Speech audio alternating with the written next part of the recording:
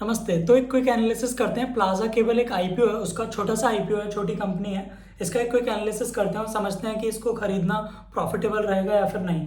तो इसका जो प्राइस बैंड है वो 51 से 54 रुपीज़ के रेंज में है। 277 शेयर्स का लॉट साइज है भाई। ओवरऑल वही 15,000 रुपये के आसपास होता है सबका। फ्रेश इशू ही है ये। इसमें आएंगे आपका 71 करोड़ रुपए ये रेज कर रहे हैं, जिसमें से 100% इनका फ्रेश इशू है। कंपनी छोटी कंपनी है तो प्रमोटर्स के पास ही कंपनी है, तो वही लोग रेज कर रहे हैं। तो इसमें देखते हैं कि भाई प्रमोटर्स कौन है। तो mister Sanjay Gupta and Mrs Sonia Gupta. ऐसा लग रहा है कि भाई फैमिली में ही कंपनी है, तो यही दो प्रमोटर्स हैं। इस आईपीओ से पहले इनकी जो होल्डिंग थी, शेयर होल्डिंग, वो 100% थी। लेकिन आईपीओ के बाद इनकी जो होल्डिंग है वो 69.83% रह जाएगी। तो लगभग देखें तो मोटा मोटा 30% ये रेज कर रहे हैं 70 करोड़ रुपए के लिए।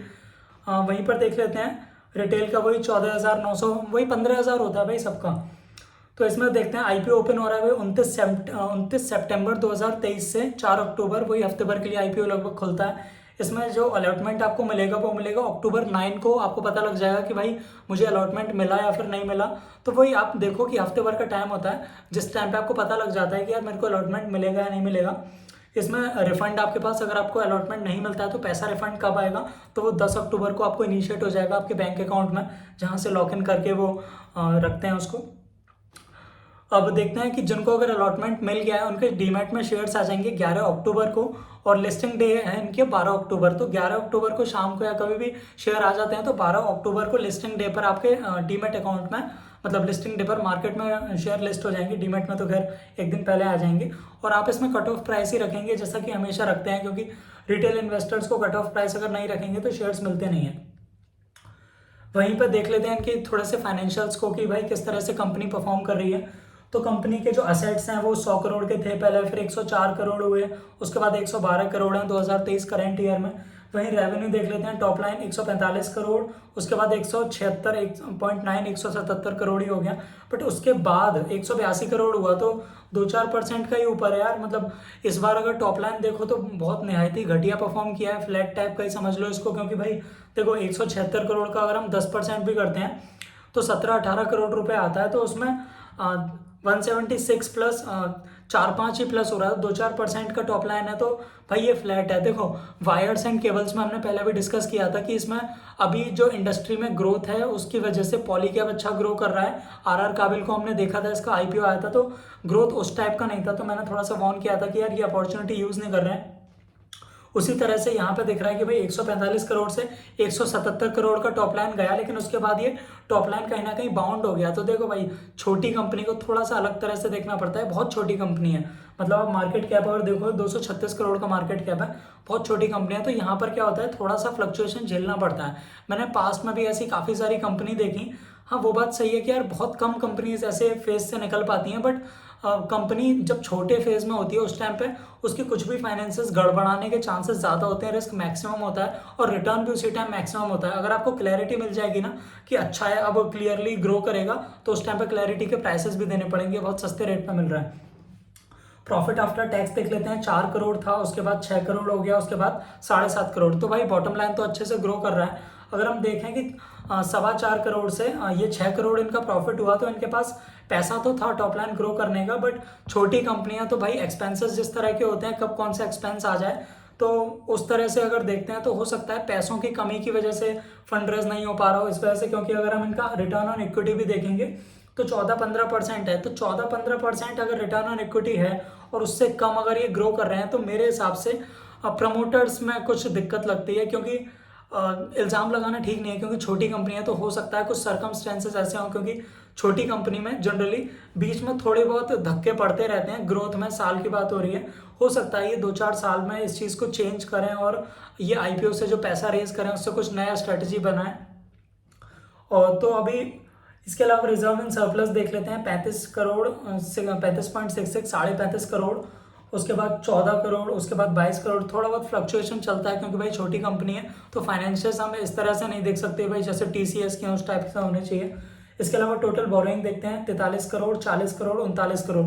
तो भाई टोटल बोरोइंग बढ़ नहीं रही है, ये एक अच्छी चीज़ है। नहीं तो बोरोइंग बढ़ा बढ़ा के क्या होता है भाई, लुट जाती है एक दिन कंपनी। तो छोटी कंपनी के लिए बोरोइंग कम हो रही है, दैट इज गुड। इसके अलावा देखते हैं पी रेशियो, शायद मैं बता चुका हूँ, वापस सुन लो यार। 22 का पी है। तो देखो यार, इंडस्ट्री में अगर हम देखें तो 50 का पी पॉलीकैब का है, हेवल्स का 70-80 का पी है, तो 22 का पी यार लिस्ट होते होते हो सकता है 30-32 का हो जाए। बट अगर 20-22 का पी रहता है तो मेरे हिसाब से रिस्क लेने के हिसाब से एक वैल्यूएशन ठीक मिल रहा है यहाँ पर। ये वैल्यूएशन सस्ता यहाँ से और हो सकता है अगर कंपनी ने कुछ आगे गड़बड़ किया तो। बट प्लाजा केबल जब आप देखेंगे ना, प्लाजा वायर्स है, केबल्स है, जो भी है देखते हैं, प्लाजा केबल्स है, तो भाई बेसिकली भाई वायर्स एंड केबल्स को ये लोग बनाते हैं।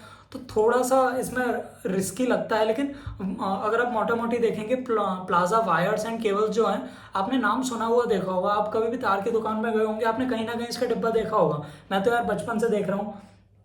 तो मुझे लगता है कि यार जो नोन नेम होते हैं ना, उनका बिजनेस बनने का चांस थोड़ा सा ज़्यादा होता है, क्योंकि ट्रस्ट फैक्टर आता है। मतलब मुझसे अगर कोई बोलेगा कि भाई प्लाजा का वायर है, तो मैं एक बार को बोलूँगा कि हाँ यार बहुत टाइम से देख रहा हूँ, बहुत ख़राब कंपनी नहीं है, ठीक ठीक है क्वालिटी, मतलब बेसिक सी क्वालिटी है, शॉर्ट सर्किट नहीं हो जाएगा।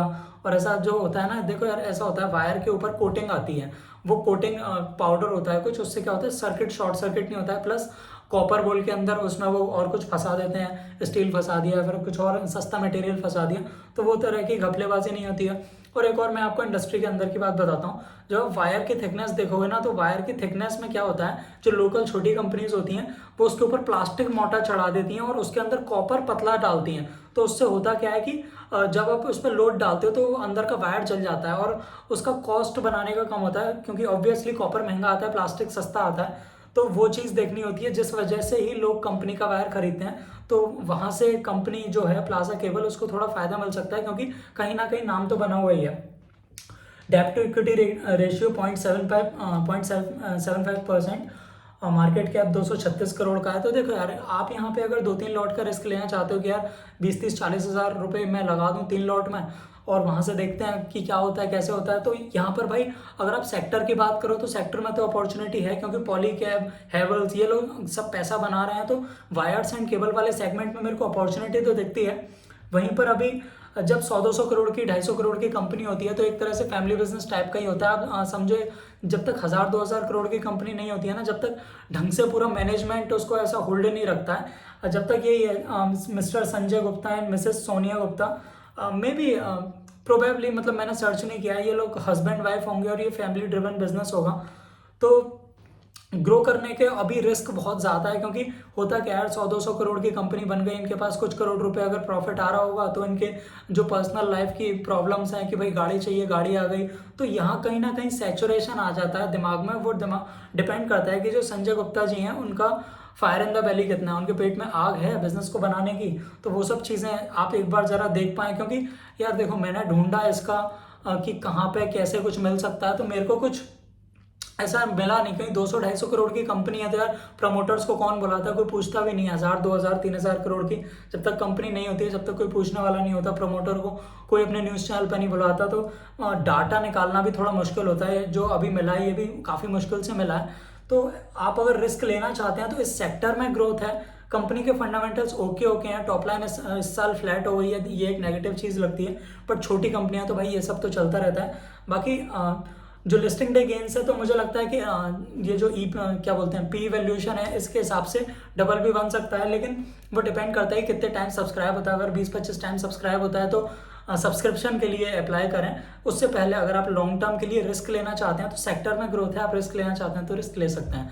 तो आज के वीडियो में इतना ही। आप लाइक करें, शेयर करें, सब्सक्राइब करें। आपको कोई क्वेश्चन हो तो आप कमेंट कर सकते हैं, आप अपने किसी फ्रेंड को भेज सकते हैं। And finally, thank you so much for watching.